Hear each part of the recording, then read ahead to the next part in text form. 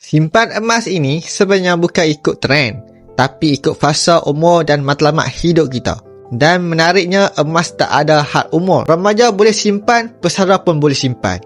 Kalau anda golongan muda, emas sangat sesuai untuk yang susah nak simpan duit. Simpan 50, simpan 100, tukar kepada grade emas. Bila dah jadi emas, lebih susah nak usik. Ia latih disiplin dan bina tabiat menyimpan awal.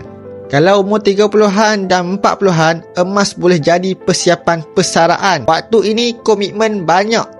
Rumah, kereta, anak sekolah. Sebab itu perlu ada aset yang paling kekal nilai Rahman. Emas boleh jadi persimpanan jangka panjang yang bantu kukuhkan kewangan hari tua nanti. Untuk pesara dan warga emas pula, emas fungsi sebagai pelindung nilai. Bila wang ringgit jatuh dan inflasi meningkat, emas bantu pertahankan kuasa beli simpanan anda. Bukan untuk kejar keuntungan agresif, tetapi untuk kekalkan kestabilan. Kelebihan emas keluaran public gold, ada pelbagai saiz ikut keperluan.